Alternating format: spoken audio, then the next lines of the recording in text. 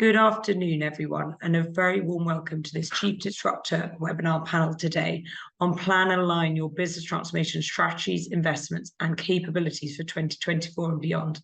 My name is Emma Taylor, and I'm the founder and managing director of Chief Disruptor. We're joined today by a panel of experts to discuss some of the interesting implications of our 2024 Disruptive Trends survey, which, as many of you will know, we use to create our annual Chief Disruptor Disruptive Trends report. Before we start, just a few quick housekeeping points. First, I'd like to run through what to expect in the next hour. Firstly, Caroline Boyd, our Director of Research and Strategic Development, will share some of the survey results in around 15 minutes, and then she'll get straight into some of the meaty discussions from our panelists. We're joined today by Alex, who's the CIO Emerging Energy Solutions at Shell, Paul, who is the platform lead for scalability and resilience at ASOS, and Bola, who is DEI and future of work advisor at Legal & General. And Caroline Boyd will be chairing the panel. We aim to leave 10 minutes at the end for Q&A, so if you'd like to send us your questions using the Q&A function, please do. Caroline will be going through some of the findings at a fair pace, but she'll be coming back to some of the key charts again later in the discussion. So I'm going to hand over to Caroline Boyd now, who's been responsible for this research, and I'll see you all again towards the end of the webinar for Q&A. And to close the webinar, Caroline, over to you. Thank you so much, Emma. Good afternoon, everyone. So this year, as ever, we had a great response rate to our Disruptive Trends survey. And here are just a few points I'd like to highlight from the data. So we had over 300 survey responses. Almost 39% of these responses were C-level, with over 90% C or C-1 level. So very senior. 59% of responses were from large or very large organizations. 23% of responses were from SMEs. So the survey responses came from a wide cross-section of industry sectors. The largest group of respondents was from financial services, followed by leisure and retail. So let's take a look at the wider context for the survey.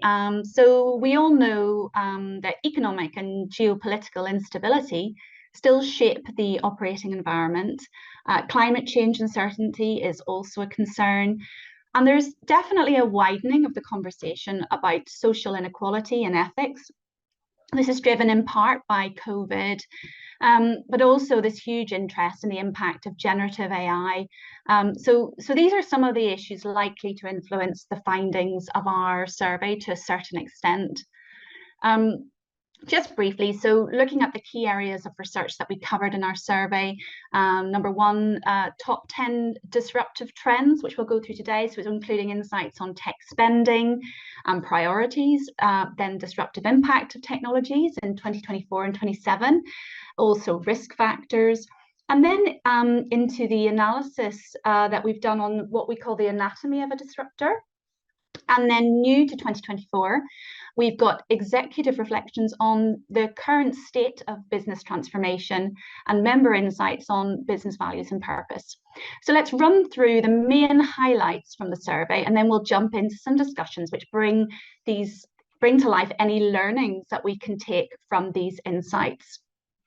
So starting with the top 10 disruptive trends. So trend number one, so technology spending is to increase in 2024. 61% of respondents indicated that their spending on tech is going to increase in 2024. And that compares to a figure of 48% in 2023. Only 7% say that spending will decrease, with the remainder saying the same. Moving on to number two, the top priority for investing in technologies in 2024 is to automate processes and improve efficiencies and lower costs at 62%. This is followed by to improve customer experience and to gain greater insights from data. And this compares to 2023, when to gain greater insight from data and to innovate by creating new products and services were the most popular choices. On to number three. The main barriers to gaining ROI from existing technology investments are lack of alignment with existing culture and processes, followed by failure to integrate with existing or legacy technologies. Moving rapidly on, trend number 4, and it certainly looks like 2024 is the year of AI. So AI and generative AI are the most popular technology investment choices in the 2024 survey.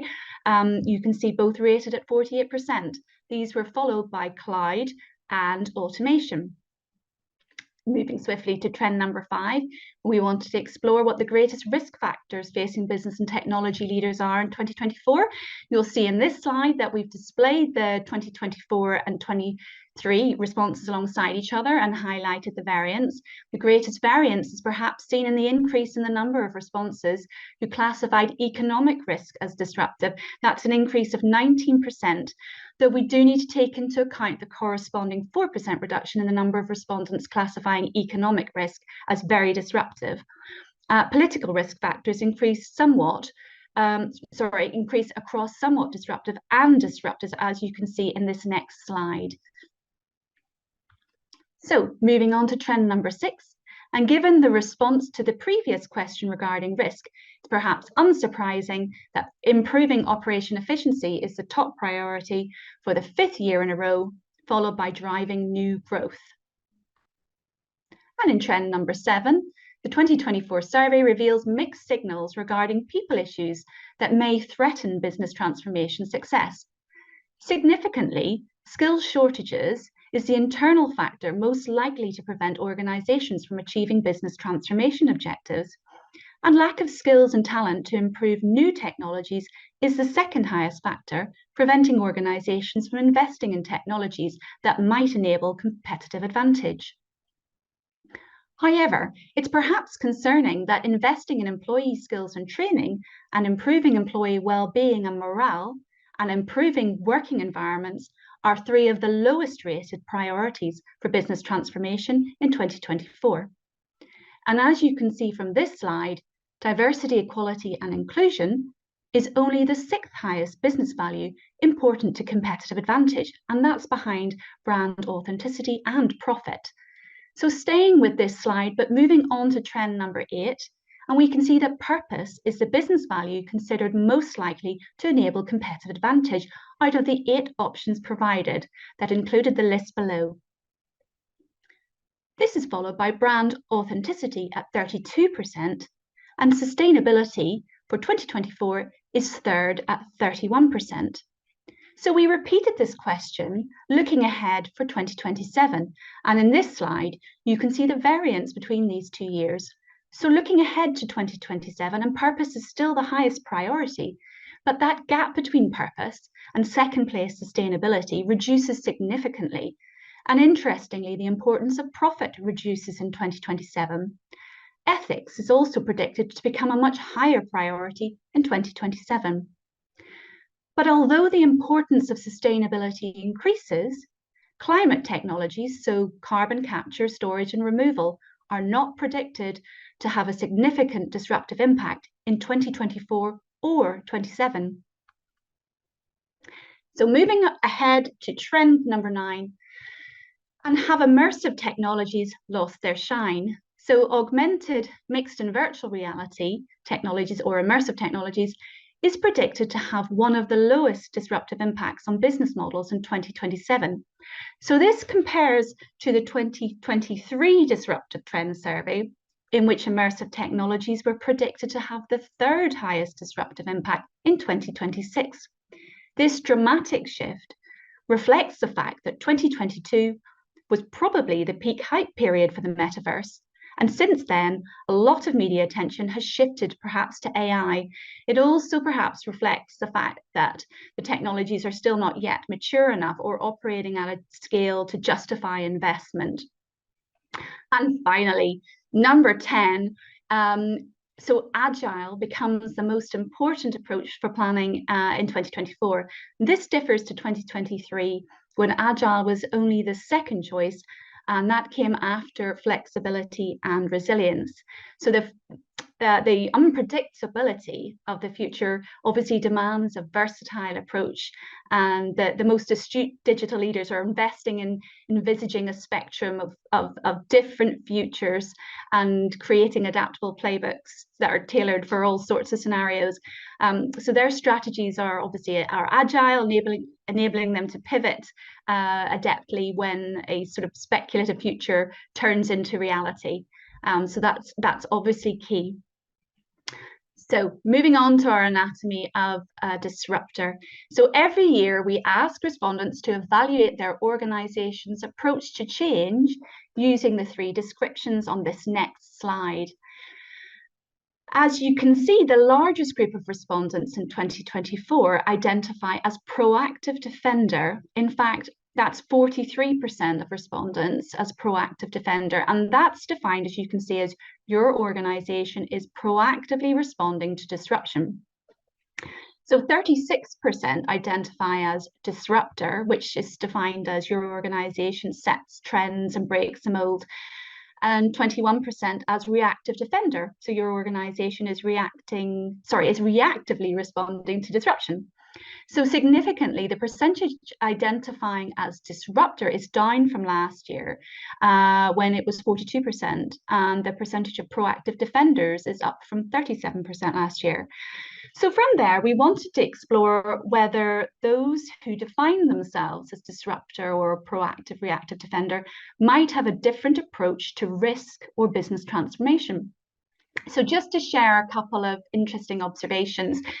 So we find that disruptors are less likely to report resistance to change or risk-averse culture and speed of decision-making as factors preventing business transformation than their counterparts who are proactive or reactive defenders. Disruptors are also more likely to put the customer or growth at the center of their business transformation efforts. We also find from the survey that disruptors are more likely to rate their top priorities for carrying out business transformation this year as reinventing the customer experience and developing new business and revenue streams. And this compares to improving operational efficiency for the wider group.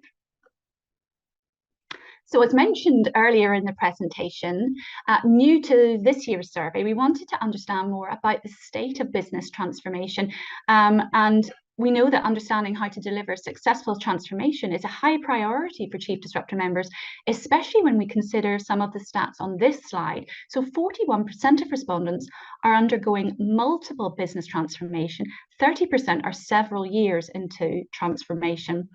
So we asked respondents to define business transformation, and we received over 300 definitions. This is a tiny snapshot. But what was clear from this exercise is that business transformation means different things to different organizations. We're going to come back to this later in the panel. The strategic importance of business transformation is reinforced further in this slide. So first of all, on the left-hand chart, interestingly, we find to drive business transformation is the 4th highest objective for investing in technologies in 2024. And then moving to the chart on the right-hand side, and what are the main objectives for business transformation among respondents? The highest rated objective for business transformation was improving operational efficiency, followed by driving new growth and developing new business and revenue streams. Finally, and this is quite an important observation for us to take into our panel discussion, we see that staff shortages, silo mentality, and risk-averse culture were the top 3 barriers to organizations achieving their transformation objectives. So that was a bit of a whirlwind through the results. So we're now moving on to the main event, which is our panel discussion. So where we're going to consider what Chief Disruptor members can take away from these findings and put into practice when planning for 2024. So this is probably peak planning time for many of you joining us here today. So with our panelists now, we'd like to explore how we can usefully apply some of these insights and learnings from the survey into your transformation plans for 2024. With that in mind, I'd like to welcome Bola, Alex, and Paul, who are going to help us to do just that. So thank you so much for joining us today. So I'm going to start by addressing this first question to all of our panelists, and welcome to our discussion. So we saw from this slide earlier that there are a wide array of business transformation definitions. Alex, you described transformation, I think, on the survey as short-term pain, long-term gain. Bola, you described it as business changes as a result of diversification, expansion, etc., that affects tech, people, and processes. So just as a warm-up really to you all, how does our definition of transformation set our intentions and thus impact on purpose, or even the transformation narrative that we share with our people? And how might that definition impact on our strategy development and execution, or even on how our teams engage with that transformation strategy? So shall I direct that first? Alex, would you like to go first? Sure. So business transformation, I mean, obviously it depends on the company goals and objectives. If you're changing leadership, it means one thing. If you're installing a new product or rolling out something new, has a different way to actually approach it. One thing that I think people actually forget is that business transformation is focused, for me, solely has to be the users, has to be the wider employees, which often does get missed out, and it's the last thought. And that usually comes from probably aggressive complaints from the people on the shop floor.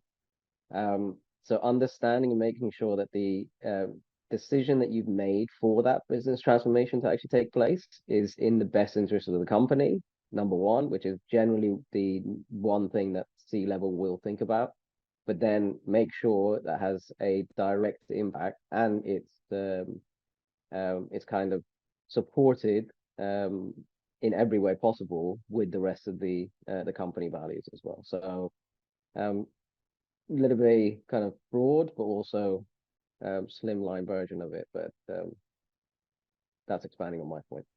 Thank you, Alex. Let's see, Paul, would you like to go next? Hi, yeah, sure.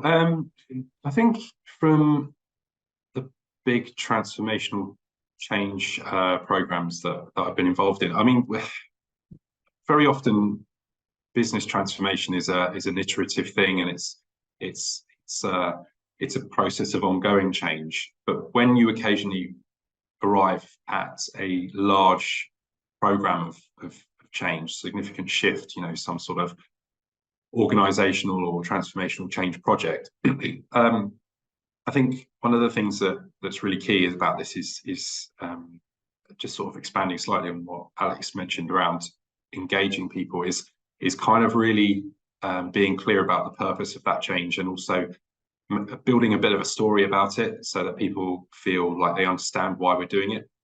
Not everybody will like change, and that's unfortunate and not necessarily avoidable, but at least if people understand why it's being done and understand the reasoning and can engage with, you know, the outcomes they might get at the end of it, then I think you bring people along with you, and you'll find that people have got a lot more tolerance, a lot more investment in trying to deliver that success, because quite often transformational change can be a real marathon, and it can really test the stamina of the very best of people.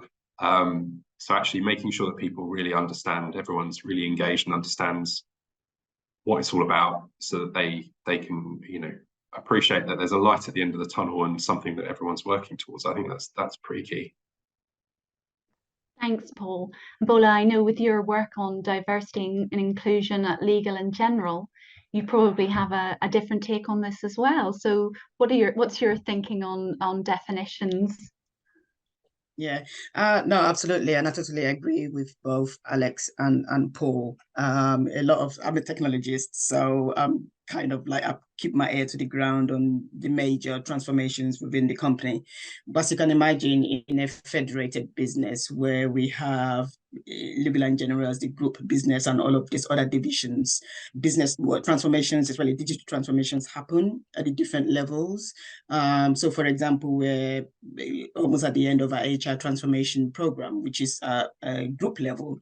And as part of that, I remember I was having a conversation with the COO, and he was like, actually, you're right, Bola, it's an opportunity to actually start to look at transformation through an inclusion lens, because at the end of the day, whatever that we're going to produce, whether our systems, processes, tech, future skills, we have to have that cognitive diversity to actually carry them through to success.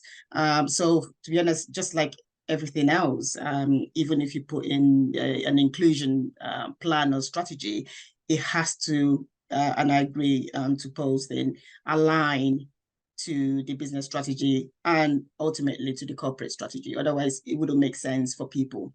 So what is the why needs to be communicated properly as well in messaging. Yeah. Thanks, Bola. And we're really going to get into that later on in another one of our questions. So thank you for that. So we're going to move on and have a wee look at disruption. So Alex, I know that you defined yourself on our survey as a disruptor. And you've defined disruption as something new and innovative that has impactful change to the way we live and work. I think, Paul, I believe you identify more with the label proactive defender.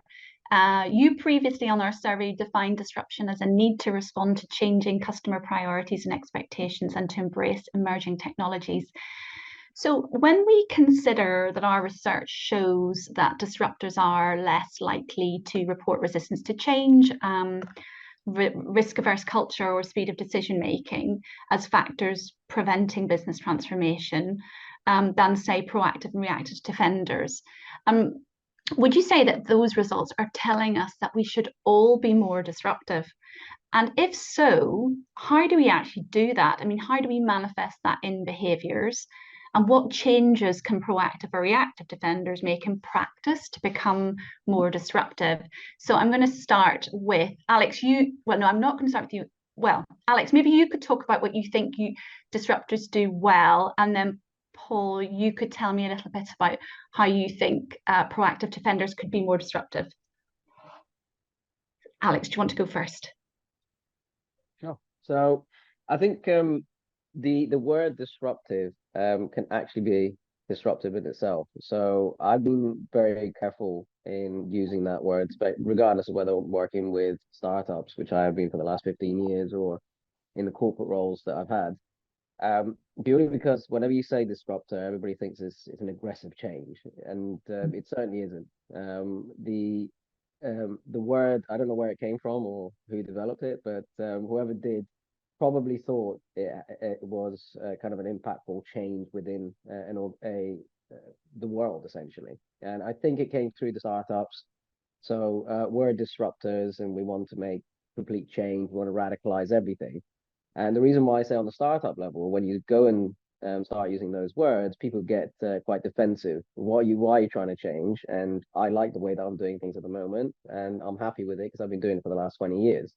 In a corporate, regardless of whether that product or innovative solution that you're coming up with is going to have major impact and actually change something and make it easier, you're still going to get resistance. Hence why, obviously, we talk about transformation, why it should be the end goal, the users that are put first, as Paul said as well, that we make sure that we keep them on the journey while we're doing it. And at each stage, say, you used to do it this way, we're doing it this way to make it better for you this way. What do you guys think? And a constant evaluation, feedback.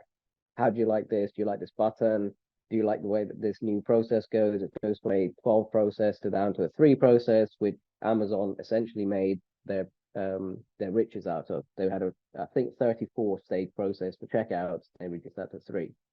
So I think whenever you talk about disruption, I think you've got to be quite careful on how you actually approach it. And it has to be that I've gone out, looked at the masses and said, yep, collectively, they all want this change. And then make sure you keep them in touch. What do you guys think? This is the way we're doing it. Small case study groups.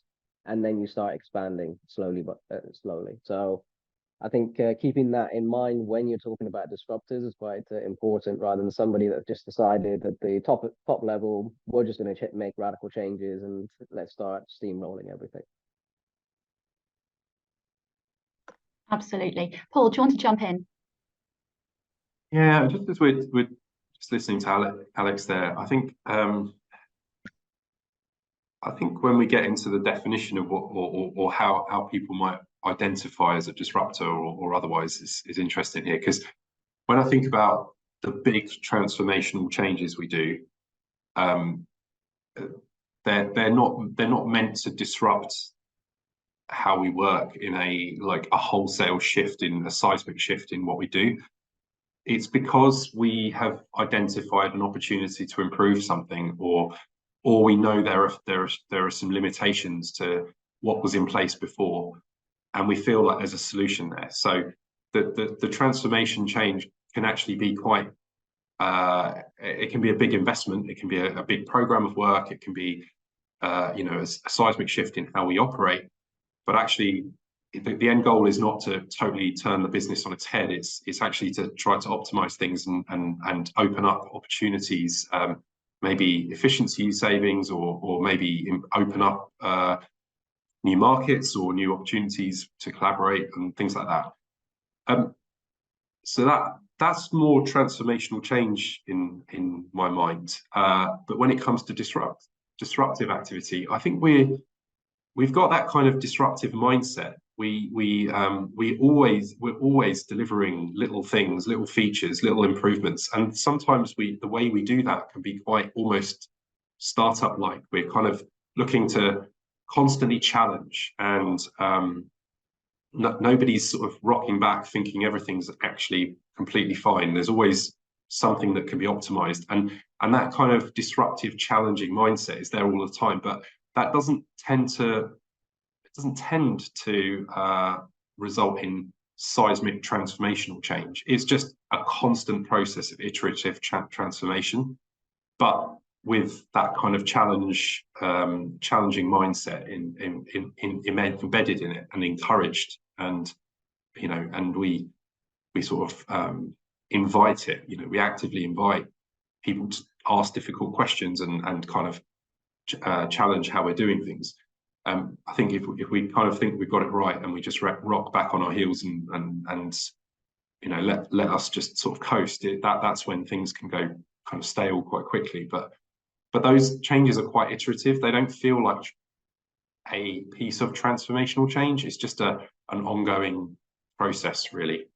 So I think maybe when I say we're a proactive defender, it's perhaps the dials drifting between disruptor and proactive defender. We constantly have to make sure we're not falling behind everyone else. We're also trying to disrupt and do things in different ways, but because we don't want to turn the business on its head, it's e-commerce for us. So if you change things too dramatically, people may not respond to it. We have to be in tune with our customers, and we think central to all of this is, what's the point? We need to make sure that it's always customer centric for us.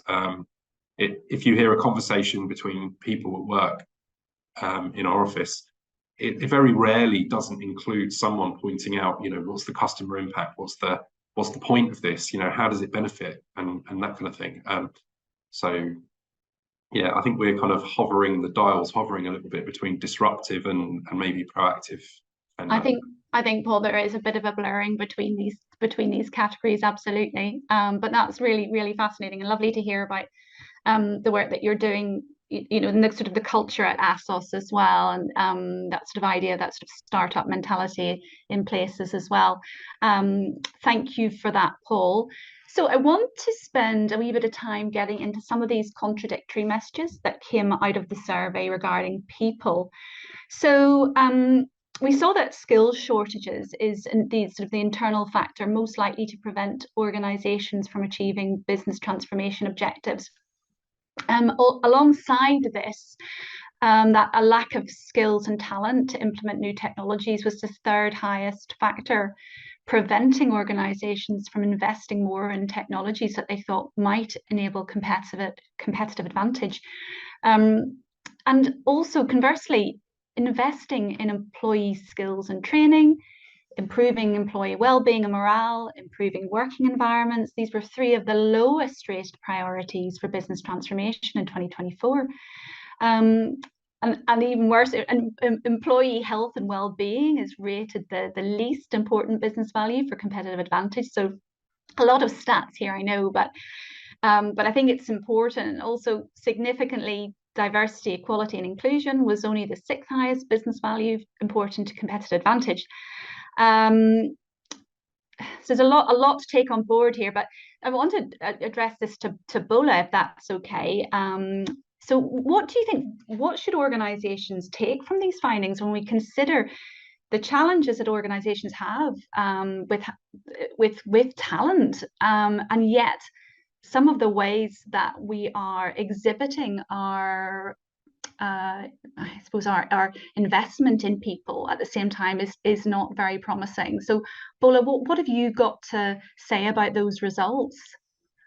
Yeah, contradictory indeed. But it's there, right? It's what people are saying. And I think, to be honest, for businesses, it's been a bit difficult post-pandemic, right? Because I always say to people, we, as workplaces, as organizations, as people, we kind of like evolved, during the pandemic. And we can't really necessarily go back to the workplace that it was pre the pandemic, right? Which is what the future of work looks like. It looks at and tries to address. And I think I've seen, if you go and look online at different survey results from PwC and the big fours and so on and so forth, even Bloomberg are starting to talk about it now within our industry, is really important now. A lot more previously, I know years ago, we're just like very client-centric within our industry, asset management, investment management, whatever you want to call it. But now there's a new focus on people. Because without people, there's no business, there's no performance, there's a lot more talk about productivity, efficiency gains, and so on and so forth. And I think for a company like ours that is looking to expand its global footprint, what does that mean for us in terms of the different cultures, the different markets that we enter? What competitive advantage can we seek from those places? So employee well-being was a big one during lockdown. And I think maybe that's tailing off because, it's not that much on people's radar as a priority, but it's still there. We do it as an organization, we do a lot on employee well-being. We get in clinicians, psychologists to run events and for our people, because we know for us to actually gain an advantage over our peers, we have to have our people in the best shape possible, right? To be able to collaborate when they come into the office and so on and so forth. So that's it. Although it's a bit contradictory here, and to be honest, we can do two things at the same time. We can go for profit, and we can do purpose as well, and look after our people as well. So I think more and more, especially with the way the world is going and with all the turmoil, I think the focus, I think we go back to actually people within the organization. Brilliant, Bola. And we're going to touch on profit and purpose in a few questions, actually. So we'll come back to that. Thank you very much. If I may, just yes. an observation. It's just such an interesting aspect such an interesting observation from those stats that as profits become, as the climate drives a focus on profit and just, maintaining the business, that at the same time we're finding that we've got this drive to improve efficiency and profit, which might necessitate some transformational change, which we have then problems. One of the biggest cited problems is the lack of skill set internally. And yet one of the biggest things we could do as an organization to protect the skills that we already have in-house is to focus on diversity and inclusion, bringing diverse perspectives to the organization, having some focus on employee well-being.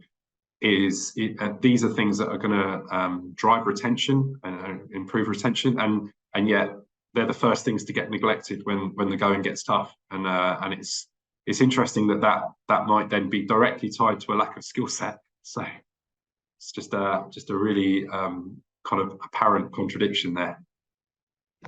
I couldn't agree more. I absolutely. It's fascinating when we sort of started looking at the results and against each other and seeing that. And I think that's why today is important. You know, in terms of planning, a lot of people are planning now for next year, and hopefully that sort of ideas can be at the front and center of everyone's minds, and how they look to you know, look after people in order to have the skills and talent that they need to be able to achieve their objectives, their business objectives.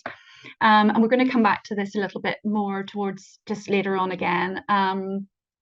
But so for now, we're just going to move on for a bit and just have a wee look at technology next, and some of the interesting findings relating to the different tech priorities for members. And also to have a look at which of the different technologies is likely to have the greatest disruptive impact in 24 and 27. So AI and generative AI are the most popular tech investment choices in the 2024 survey, with AI was the highest rated at 48%. I think we all know that 2023 was certainly the year that AI took off. The media interests and adoption levels skyrocketing following the launch of OpenAI's ChatGPT in November 2022, and obviously the March 23 release of GPT-4.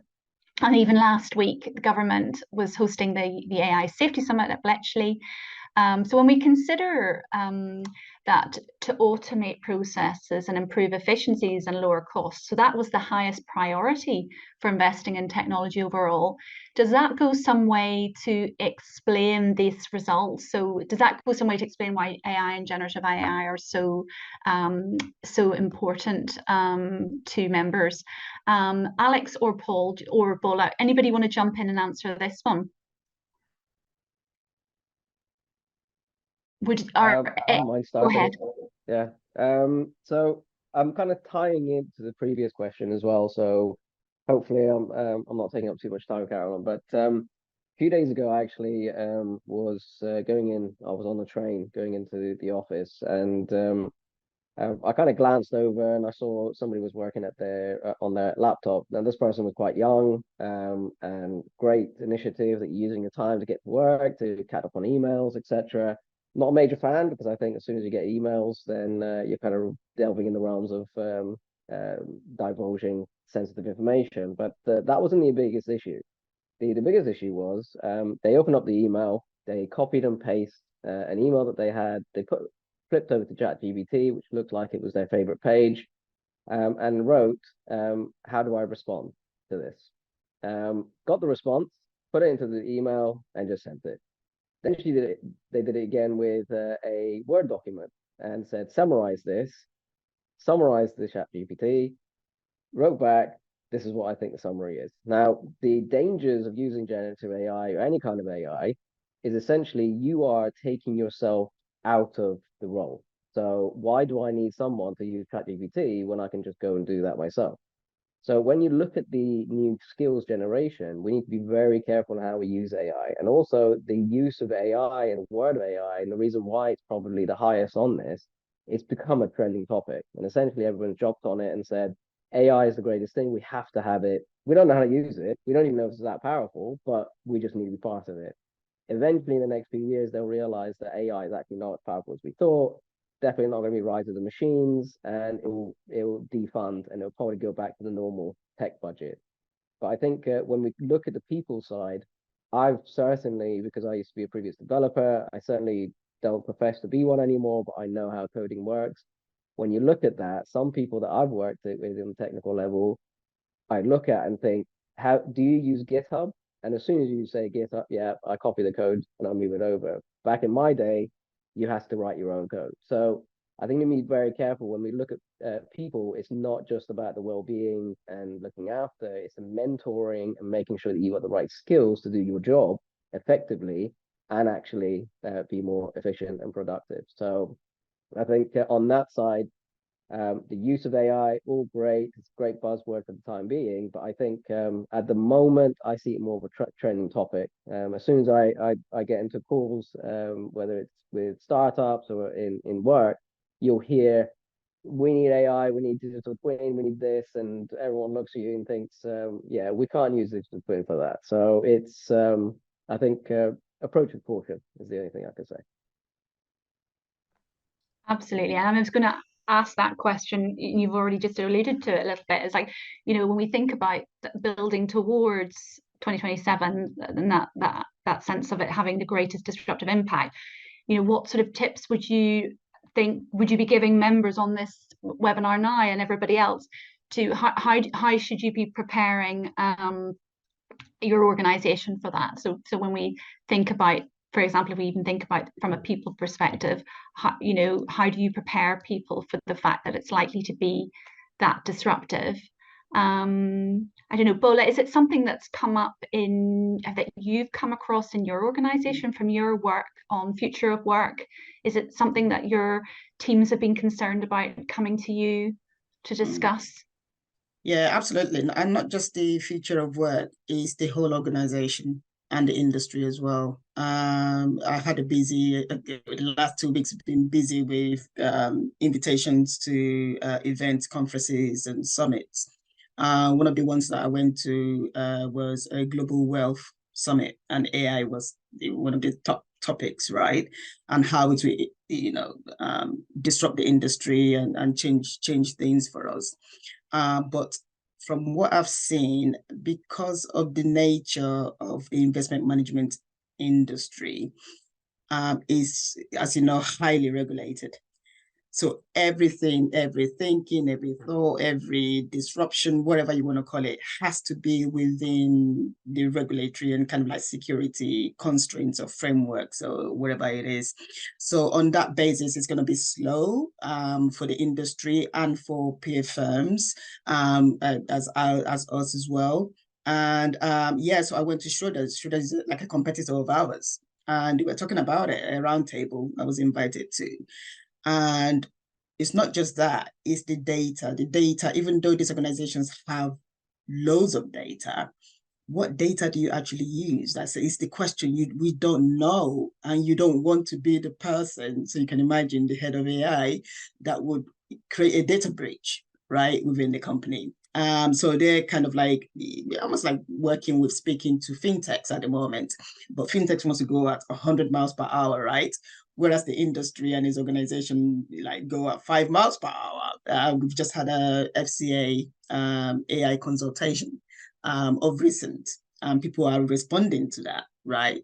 So I don't think as organizations, as firms within the industry, we are ready, but we're starting to broach, ask the question and maybe stand up committees, AI committees, because the ethical side of things is really important. For the future of work, yes, some of the technology that we're thinking of have got an element of AI. So how do we police that? How do we ensure that the AI strategy itself is effective, right? And how do we actually layer that or look at it from an inclusion lens? So we don't want to make the mistake that we've made with diversity and inclusion, that it just came and we find like all of these marginalized groups have been excluded somehow in initiatives. With AI, how can we, and this is the stuff that I'm really passionate about and I speak about as well, how can we actually, for once, create something that won't be exclusionary but more inclusive? So, but there are a lot of opportunities there. Thank you, Bola. We're going to move on to our next question. So, on our final area for discussion today. So, there's been a real increase in interest, I think, around business purpose. We know that we've got the legacy of lockdown, where we saw, there was certainly a lot of almost exacerbating of existing inequalities in society, and there's been more calls, haven't there, for social equality, and this has been amplified by what we've just been talking about now, about these increasing concerns about the potential impact of generative AI on jobs and even actually on society as a whole. And of course, we layer on that the many people are dealing with the hardships of the cost of living crisis as well. And so we wanted this year to explore what this means to business, but also, how important business values are to competitive advantage both now and in the future. And so, you know, as we saw, that purpose is the business value considered most likely to enable competitive advantage, and that was both in the 2024 and 27 question. But Alex, sustainability makes a really big leap by 2027. So Alex, I was going to ask you, with your experience, and maybe just give us a sentence about what you're actually doing in Shell in terms of sustainability, just to pop that into context. But we'd love to hear your thoughts about that, Alex. I think sustainability, the reason why it kind of jumps is going to be driven by public demand more than anything. I don't think it's internal. And this is not just energy companies, but companies across the board. Although a lot of people have accused every big corporate, from Google to BP, Shell, regardless of how big they are, as greenwashing. Essentially, their main number one priority, I think it goes to one of your results, is profit and profitability and performance. It will be driven by the power of the people, the public users. So as soon as they see something being associated with something that is not sustainable, especially the new generation, which probably get a hard time because of their approach to life, I think they will drive this significantly. They will see that they are not net zero, or they're not capturing their carbon, etc., and they will plug away, purely because on top of that they've got so much to choose from. So they will go and find alternative solution. I was speaking to a few graduates at an event last month, and I was actually surprised by the amount of evidence that they do. And now, bear in mind, this new generation knows how to find a needle in a haystack on the internet a lot better than what I can these days. And they actually would go to their energy providers and find out and track whether they actually have green energy that they use. So Octopus is obviously a very big trend. They go after that. And even to their clothes manufacturers, they would actually buy clothes from companies that they know is a sustainable company. So it was impressive to see, but I think that trend is not going to be really company based. That's going to be, yeah, we care solely about the environment. It's going to be through will and power of the people, essentially. And Paul, as well, at ASOS, what sort of priority is sustainability to your customers, your customer base?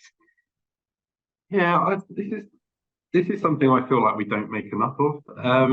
Personally, I don't know. I'm not. This is my own opinion, not echoing the sentiments of other people here. But we've been part of kind of fashion with integrity movement for quite some time now.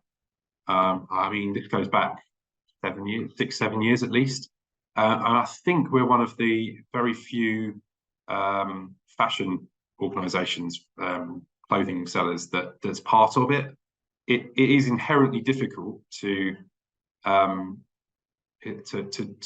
produce clothing without some kind of impact. So it's very, very difficult. So within that framework, we've been trying to improve the sustainability and the ethical angle of the business for many years, which includes things like supply chains transparency, making sure that there's a living wage paid right the way through everything, that making sure that we can, some organizations will treat their ethical approach of fashion by making sure that the warehouse that supplies them is paying their staff well and looking after their staff. But what about the company behind that produced the cotton? What about the farmer behind that grew it? What about all of the people involved in transport and all the way through the chain? And it's very, very difficult to maintain that transparency right to source, and that's something we've been working. Some companies have been in the press for the last couple of days as a panorama show about what another competitor of ours, where they've not been operating in a very ethical way, and I think that's the last thing we'd want to see happening to us. So it is important to us. It costs a lot of money to do it. It costs a lot of money to do it well, and I think we've always heard from our customers that sustainability and having a moral compass is important to them. And certainly with the younger generations, they are quite capable of voting with their feet if they don't like what they see.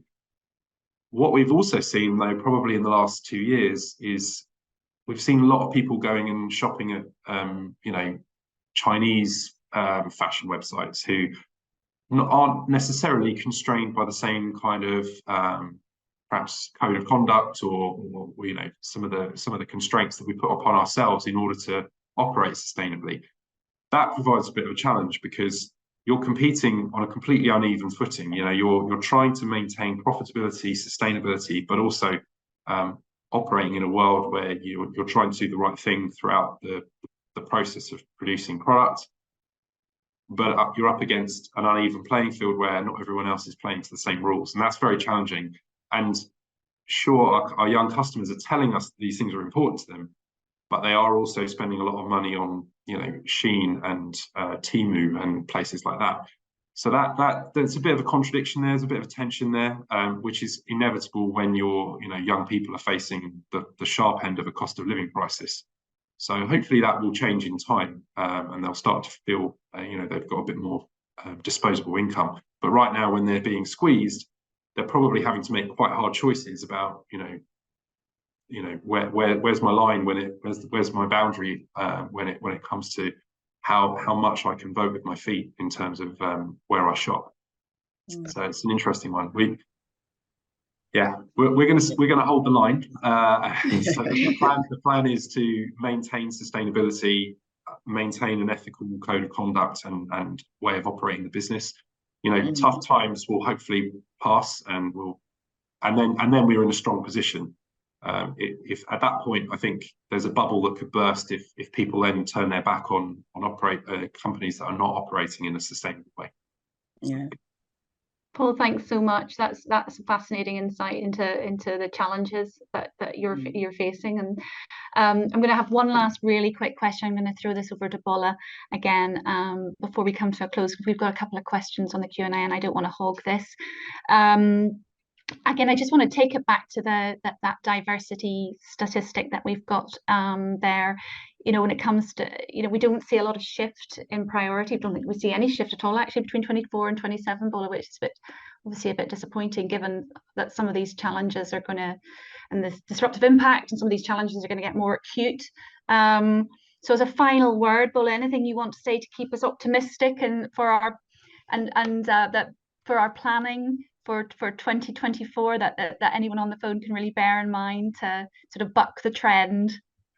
Yeah, as I've said, I don't think diversity, equity, and inclusion is going anywhere. I think it will always be there because the focus more is on people, right? On the workforce, and I think as much as people don't see profit from it or its impact on performance is there, is clear from research. And I think it's very important, especially now that people are going to be focusing on AI from an ethical side of things, especially, is going to be really important. And just very quickly, LGIM is a strategic focus is actually on sustainability. I think we started doing ESG before a lot of our peers. And our purpose is actually creating a better future through responsible investing. So you can imagine it's very important for us. And a lot of people don't really talk about the S of ESG, which ties in with diversity and inclusion. So it's not just the way we signal to our purpose externally, but internally as well for our people. So I think more and more organizations really should look internally and look to do better for their people as well. Thank you so much, Bola, and thank you indeed to all of our three panelists, to Bola, to Paul, and to Alex, for really helping to bring to life some of the issues that were raised in the survey. So I suspect that whilst we've been chatting, we've had some questions that have come through. So I'm going to hand over to Emma, who's going to share these with you, and she's going to take it from here. So thank you very much to our panel for joining us today, and over to you, Emma. Thank you, Caroline, very much indeed. So a number of points or questions that came out in no particular order, just some really interesting points. Looking at the lack of skills, are the same people doing the same things as executives for too long? Does there need to be a bit of a change and a movement there? Alex, what's your thoughts there? Do we need a movement of executives? I think the movement, I think there's a massive disconnect between executives and even the layer below them. I think a lot of people think that if we speak the truth, we might get into trouble. And it could be at the LT level, it could be ELT level, it could be VP level, and even below that. So I think there's that kind of needs to be connected. But the biggest issue is that the managers in managerial role believe that it's all about P&L. It's not about, they've forgotten, when I started, I used to have a mentor that was quite hard on me, and I understood why, because they saw potential in you. And they didn't think he's just a sales guy, or he's just a tech guy, or he's an engineer. They went and said, that guy could be this, and I'm going to go and train this. So I think there's a distinct lack of focus on the managerial role and responsibility. They need to be told that you are actually a mentor to your 8, 9, 10, 20, 100 team. And that's been taken away 100%. Whether it's been fed from the top that you don't need to do that, just work on the numbers, or you get hired and you think that's my role and that's all I care about, because essentially when you get the further up you go, the only thing that they really care about is P&L. So I think a great manager would be able to look at the skills and say, you're missing this, but I think if I get you this, then you can deliver all of this for me. So my main goal has always been that I work on short-term pain for long-term gain, and it doesn't just apply to transformational change, it applies to my team. I don't need more team. All I need is someone to be fulfilled in their job. And if they come to me and said, I'm going to be a CEO in the next 20 years, I'll help you get there, not a problem. But you are missing a hell of a lot of skills before you get that. For me, that's where I see the productivity level. It's not about, let's go and add another 20 members, because then I'd have to manage 20 more people, less time, less focus, and then that's when it starts getting really busy. So I think I do agree with it, but it's not just the executive's fault. Thank you, Alex, very much indeed. Bola, your thoughts? I totally agree with Alex, with what Alex has said. And I think it's really important that we're having these discussions, right? And I think the more organizations do share best practice as well, that would help. So there's a lot that we can do. There's a lot more, absolutely. Thank you, Bola, so much. Paul, I know, is very kindly typing about drones and AI and a question that's gone into the chat, but I know that we're running out of time. So while Paul very kindly goes back to a member on that particular point, thank you so much for doing that. I'll just take you into really where we're going and what we're looking at next. So a huge thank you to Bola, to Alex, to Paul and Caroline for a fascinating panel discussion, and the Chief Disruptor team for all of their support over the last few months. I'd also like to say a huge thank you to all of our members who completed our 2024 Disruptive Trends survey, which has enabled us to create our 2024 calendar of activities, and indeed to create the 2024 Disruptive Trends report, which will be released later in the year. As you know, or as many of you will know, Chief Disruptor is the membership community for business and tech leaders with a shared purpose to transform disruption into opportunity. And like us, our members believe that disruption is a catalyst for business transformation. And together we unravel some of the knottiest disruptive challenges facing organizations today, from disruptive business mindsets and models to emerging technologies shaping how we live and work. So if you'd like to learn more about any of the activities we've got coming up, indeed recommend colleagues to join the Chief Disruptor community, or have ideas about how you'd like us to grow and evolve for you and to serve you, please do get in touch with us. We'd also love to see you at some of our activities, both our virtual breakfast clubs and our Purpose and Profit panel that's running in London on the 29th of November, and all before a very exciting 2024. So we look forward to supporting you and your teams and organizations through your transformation journeys as we near the end of 2023 and into 2024. Many thanks again for joining us.